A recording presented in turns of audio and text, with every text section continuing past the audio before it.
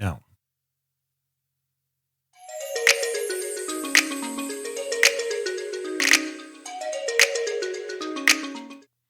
Good afternoon, folks, and welcome to our third installment in the Noahide Input. And we're going to keep on continuing to promote the North American Noahide NAN Magazine because the next 10 days is our print determination deadline. And so we want to encourage you to check it out. We're going to post a link below. We'll post a little link if you want to donate. We're trying to provide this as a service that shares Noahide stories from all across North America for free if we can. Digitally, for sure, for free. We want to make sure that you share it and you pass it on.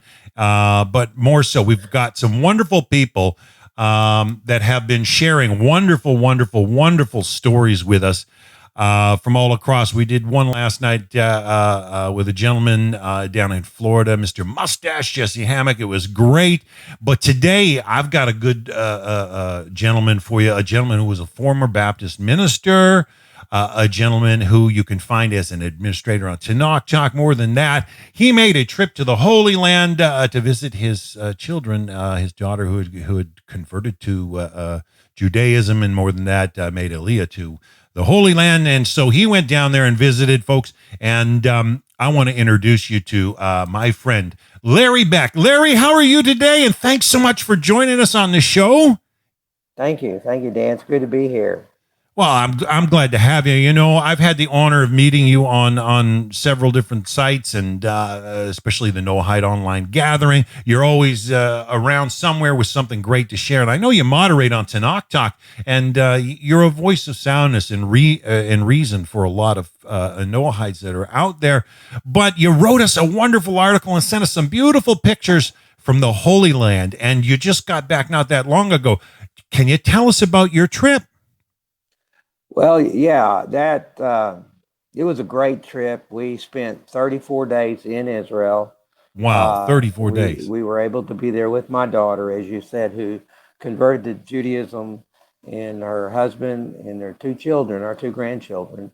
So our motivation for going is very personal. And by going for such a long time, we were able to just not worry about tourist kind of tourist kind of things. Family. But, spend time with our family and just live in Israel for a month and really see it from a everyday kind of perspective. And yes, I noticed that in your article. You talked a little bit about Haifa specifically on a couple of pages and how it's just a modern day metropolis, and it looks great, and it's very, very hard to pull out some of the days of Torah. Yeah, it is. It's just like any other metropolitan place. Those Tel Aviv, those Jerusalem, they are all modern day metropolitan highways, computers, technology, malls, you name it. But in the midst of all that, you see all these old stone buildings because they build almost everything out of rock or concrete. So it's just a very modern day world. And that was kind of the point of my article, was in the midst of all the modern day world, it's kind of covers up the ancient path of Torah that we read about and want to kind of imagine or envision. And so it becomes hard to see that, and you have to go looking for it, really. And yeah, let's face it, they're beautiful people. They're wonderful people with a rich depth of Torah and morality. I find the ethics that come out of Torah Judaism is so beautiful that they're precious, but they are a modern day people. But are the inklings there? Yeah, it is, and it's growing, especially among the young people. You have to realize that depending on where you're at in Israel, you'll come across either more Orthodox, more Jewish community, or you'll come across more secular, almost atheistic community. And there's also, as I wrote about in the article, there's Christian groups all over the place. And so it's very difficult sometimes to realize the first time we went there a few years ago, it was during December, and we were in park near Haifa, and I see Christmas lights and Christmas tree decorations and all that kind of thing. I'm going, oh, what is this? Well, that part is, there's Christian Arabs. There's also a lot of people from Russia where we were at that still celebrate the Christmas traditions. So it's eclectic. I mean, you'll see Arabs and you'll see the Muslim and you'll see the Druze are there, which have a community more in the Samaria area. And so you have just a huge pool of all kinds of people. And it's really neat to see them all and how they get along, how they live everyday life. And it's good to see. And then you get to go to those special sites. Some are the traditional Byzantine sites, and that has its own kind of effect Texture. on the story. But we got to this time also go to Safat, which is way up north, just along the Lebanon border, which is a very ancient city and ancient study area. Their tradition says they've been studying there since the time of Shem and Eber, which puts you back over 3,500 years ago. And there, there's just so much there. And like I said, you have to find these places amidst of all the modern day trappings of Israel. And but it's beautiful countryside. The way they farm. Once you get outside the city, everything is being farmed. There's land being used Yes. for. You took a picture for us of the Megiddo Valley, the Jezreel Valley, and it just showed clearly all farmland, and it's good to see the agricultural renewal happening there. Yeah, it's they're good at it. They really are. And my daughter and son-in-law just moved from Haifa to what's called Pardes Hana, which is kind of about halfway between Haifa and Tel Aviv, and a little farther inland. That they were 1 kilometer off the Mediterranean Sea. Now they're probably about 5 to 10 kilometers off. But the whole surrounding area is nothing but farming, Oh, all beautiful. kinds of farming. It's amazing to see. Well, So Farman, you're down in Texas, are you not? yes, I am. I'm in the very center of Texas. We're about 30 miles away from the very geographical center. So uh, it's all ranch land, farming. We live in a very little tiny place, uh, and it's rural. Less than 85 people live here. This was my Wow. last pastorate. I live across the street from the last church I pastored. So Wow. that's an experience to say the least. But I built my home here, and so that's why we live here. Oh, well, that's great. I mean, Larry, I so appreciated you taking the time to do this and support the magazine.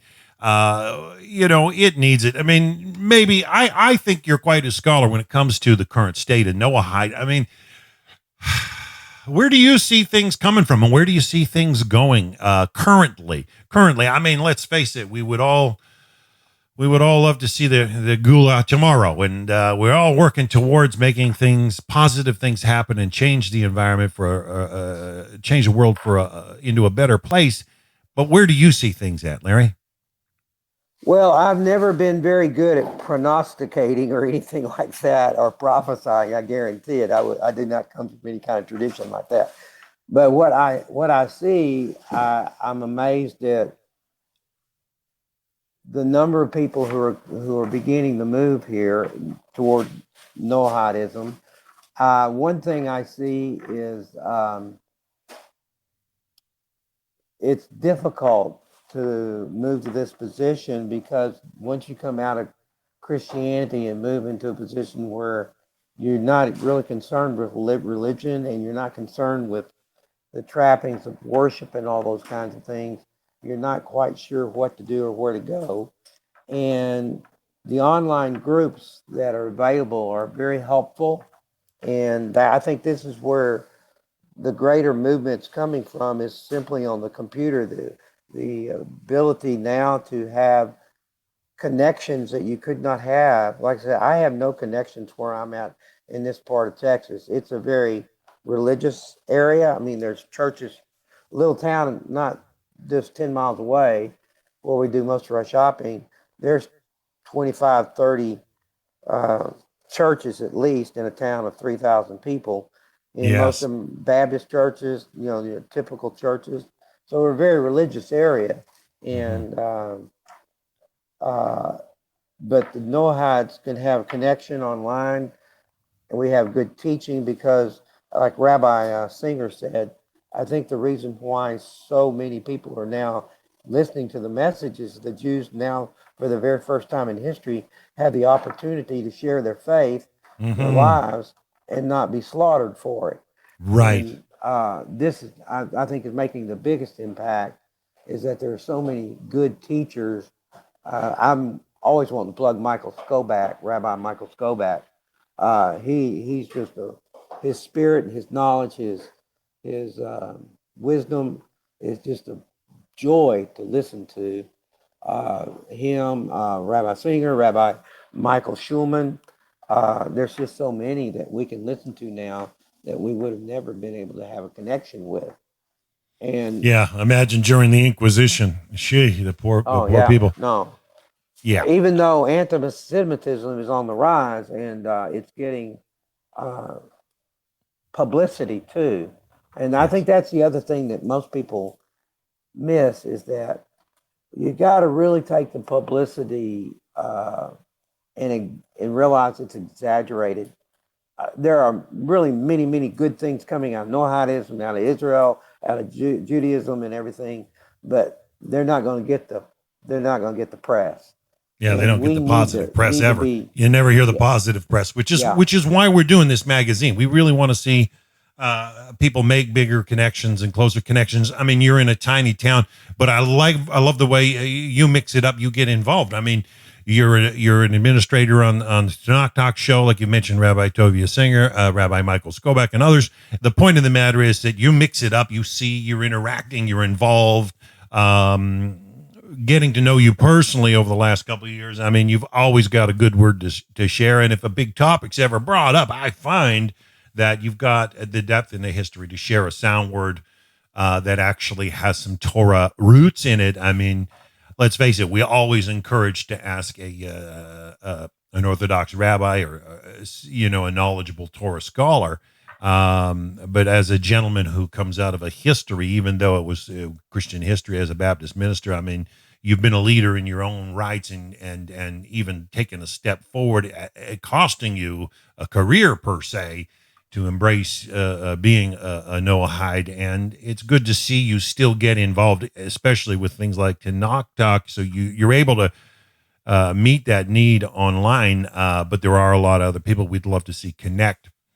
How do you see it on Tanakh Talk? I mean, I know they get sometimes hundreds and hundreds and hundreds of long feeds, and you do get a lot of, I know Rabbi Skoback's been doing the rabbi talking about the New Testament, and that's gotta stir the pot a little. yeah it does. Tanakh Talk is very interesting because uh, William Hall, who produces the program, has so many different rabbis on, and so each one has a uniqueness to it that is very helpful. And in like Tovia Singer's group, there's more debate going on in the chat than listening to Tovia. Mm-hmm. And usually we get lots of Christians in there who are trying to tell us that we Stump need to the go rabbi. back and things like that. Whereas Rabbi Skoback and Michael Schulman are specifically talking about topics that they're very well knowledgeable of. Rabbi Skoback's right now in the book of Galatians. Of course, Galatians is the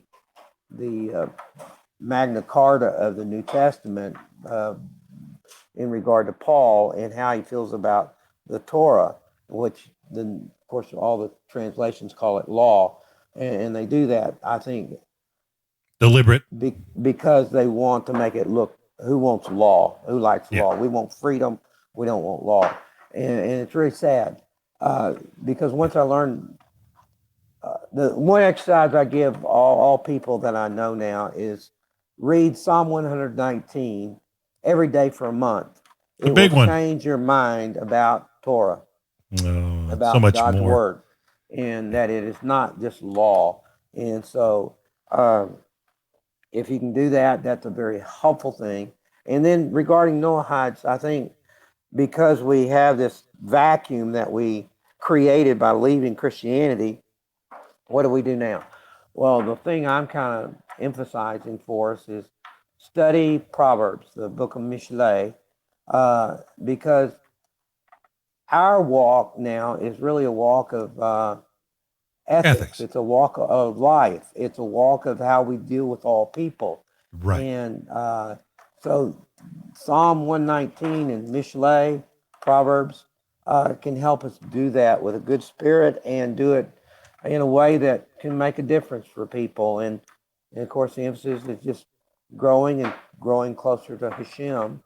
And it's a Mm, blessing. So I encourage Noahides to do that.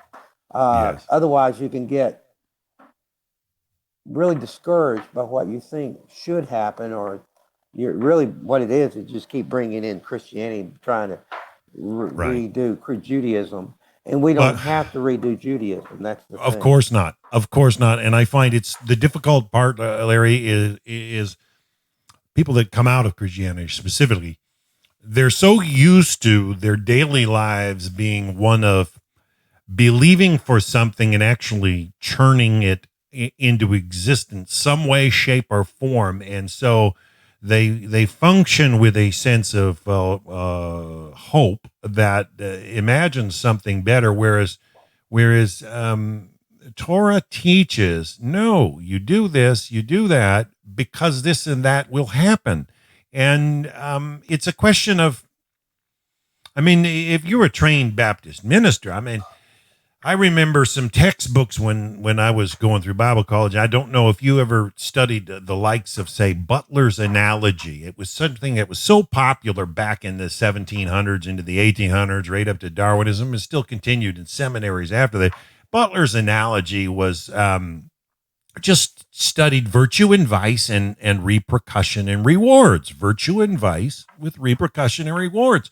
What I find in the beauty of Torah as the rabbis teach it is, no, this is the result of this. And they don't even distinguish, especially when someone does a mitzvah with the end result. They don't distinguish. I mean, the reward or the repercussions that go on, they're intricately linked to the order that Hashem has placed in existence, and it's a whole different field. So that the daily walk and the daily function of somebody coming out of Christianity that's used to pie in the sky dream and walking every day actually has to say, no, I'm doing this because it's the right thing to do. I'm doing this because Hashem has said this in his word. We should do it.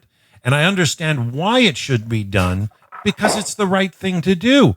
And it's not about, chasing rewards. It's about doing what's right because it's right. And I believe the Rambam taught it that way as well. But what do Yeah. you think?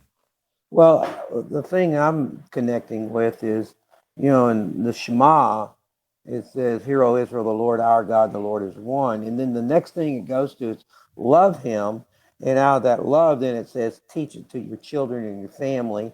And so, what's fascinating about it is the most natural act of love I give my parents is to obey them. And when they see that I'm obeying them, Respect they and go, honor. "Oh, Yeah. you really love me." It's almost just kind of just a natural given. So God connects doing what he says with love. And when we do what he says the way he tells us to do it, there's this positive blessing all the way around. And as the rabbis teach, and this is one of the things that really helped me make a transition.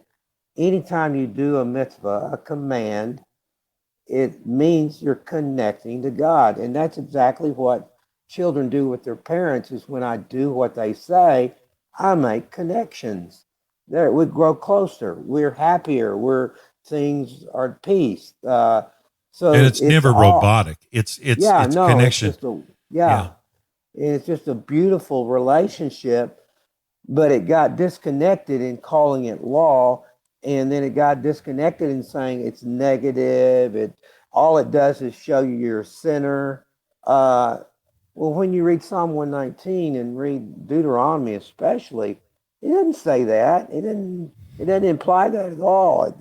It specifically states that it's life and good and blessing and eternal and uh, peace and Choose it. joy and Yeah. yeah. And so those are the things that help lead me to relook at it and then start making my daily connections. So when I know I'm doing the things that are required of me as a Noahide, which aren't many. I mean, we really have a lot of freedom. I don't have all the time uh, commandments that the Jewish people do, especially men do, regarding their prayers and Torah study and all that. It's a wonderful freedom, and I'm not walking around with this guilt over my Mm, head that I'm a dirty, rotten sinner and I can only be saved by grace. And unless right. that happens, I'm lost and dying, going to hell, and all And that's been taken you got to away. honestly admit, Larry, you got to honestly admit, especially somebody who'd been a pastor for as long as you had, and how many of them walk around with that even after they believe they've actually been saved, and then they still walk around with that for decades and lifetimes afterwards, and especially they come out of for those folks, it's hard to break away and feel the release of just Oh. yeah. But And you one of the must other have things had that goes with that, Dan, is the fact that not only after you believe in Jesus and you're trying to truly, by faith, walk by grace and everything, you're always wondering in the back of your mind, well, if I screw up this time, is that it? Am I yeah. totally lost it forever? Never coming back. And depending on which group you talk to, Yeah. yeah, if you do that, you're fried, man. But it's a constant stress. But when I realize that I can connect with the God of creation, the God of all nations, and the Yeah. God of Almighty Israel God. in love as a personal relationship, uh, by simply showing that I love him because I obey him. It's just what I did for my kids, and my kids did for me, and it's so simple. Mm, yeah. We make it really complicated. It's not. Yeah. Uh, Religion complicates and real deal relationship, is an interface. And I find that being a Noahide is just an interface with Hashem to be connected. And that must have really been alive for you when you went over to the Holy Land. And you've got grandchildren there? You mentioned it must be just such a joy, clean, honest, loving. Yeah, tell us yeah, it more. is. It is. And to watch them grow, they went over when they were 3 and 5. So now they've been over there for almost 4 years, almost 5 years. So you miss a little and bit of and their watch them childhood. learn Hebrew, watch them interact. So they're duolingual now, and um, it's really neat to see where they're at and how they're growing, and to go to synagogue with them and participate that way on Shabbat. And one of the things that's really neat about Shabbat over there is that you don't just go to synagogue. That somebody's, of course, always got the Shabbat meal, and they're very, very gracious, inviting people over to their Shabbat meals. And so you'll spend an hour and a half eating a meal and sitting there and talking and visiting, and nobody's in a hurry. No phones, no nothing. It's just enjoy the company of people and around food. Oh, And then we got to go to um, a celebration, and I didn't get the name of it, but a man had his first grandson born, and this was on, I can't remember what night it was. I think it was actually after Havdalah on Shabbat, and we went over there, and uh, just a wonderful celebration of the firstborn life. grandchild, and it was it was really enjoyable, and everybody comes over and congratulates the family and everything, and they celebrate all these events of their lives. The Torah is Mm, about celebrating the events of your life that matter to you and God to others, and that's what's they do. And they like to give it what they call ornamentation. You don't just do the commandments, you ornament them, you make them look prettier, you do more than what you're required so that your connection is even more personal, and it means you're thinking about God in everything you're doing. And that's the thing, you're constantly thinking about the relationship you have with Hashem. And that's one thing that for Noahides, I hope you'll understand that don't let anyone pretend or make you feel as if you've lost a personal relationship with God. Actually, you've gained one that you probably never had before, and that other people say, well, they have their faith is a personal relationship. Well, anybody who prays to God is going to let other people know that's pretty personal. And so we as Noahides, one of the best things we can do to have a personal relationship is our prayer and our continued Torah study. That's as personal as you can get every day. And it's not about worship. It's not about ceremony and those kinds of things. It is about a personal walk with God and awareness of with Him in my life every moment of every day. I find, especially coming out of an evangelical more background, that their version of a personal relationship, they don't realize that any calmness they get is because Hashem is there behind the scenes saying, look, you're close, but no cigar, like just do it this way. Just, and he, Hashem's just waiting patiently. He's so merciful. And if people just begin to function in relationship with Hashem, as He has literally laid out, the Sheva Mitzvot literally become a interface, just like a plug-in, and it begins to start something that all of a sudden, and then, after myself, 32 years plus as an adult involved in that, and now the last couple of years to actually hear words from a rabbi come out of Torah in such a way that, no minister I have ever heard come out with these words. It's in their tradition. And I'm like, if Christianity for the last 2,000 years have been studying this stuff, how come they haven't come up with that one point? They just haven't come up with that one point, and it's there, and it's been there in their oral tradition, passed on from generation to generation to generation, and they have the kindest, the most loving, the truest connection with Hashem in their words that is just not there in other religions. And, I find it more and more beautiful, and I hope that we can share it. And I do appreciate you sharing your story with us and writing articles for that. And I sure as heck hope that if we get to do more of these magazines, that we'll get more articles from you, Larry. Yeah, well, thank you. I appreciate it. I enjoyed the opportunity, and it's always a challenge for me to put my thoughts on paper in such a way that they can be understood and appreciated. I will give a plug. I've got my book with a publisher, or someone's going to try to help me self-publish, but we're still working on the details. Yes. But it's called "This is the Sign of the Covenant," and it's my personal journey. But it's also emphasizes in the conclusion part about the Noahide commandments or teachings that God has given us. And I hope to have it out pretty soon. If I can get it all put together. And if I can help a little bit, I'm a friend and I'm here for you, Larry. But I appreciate your writing, and I'm sure that's going to be a wonderful book. And I pray Hashem just keeps blessing you and your wife and all those down in Texas, because let's face it, Texas has been a hotbed for Noahides in North America. And if it wasn't for a lot of Texans standing up on what they stand, a lot of us may not have heard of a lot of things. And let's call it that for this episode. And I want to thank our special guest, Larry Beck. You can find his article in the NAN Magazine. He's actually got several pages because he supplied some of the most beautiful photos.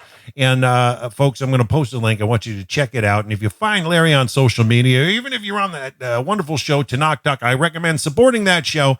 You'll see him on there as an admin. You can find him on the Noahide online gathering sometimes.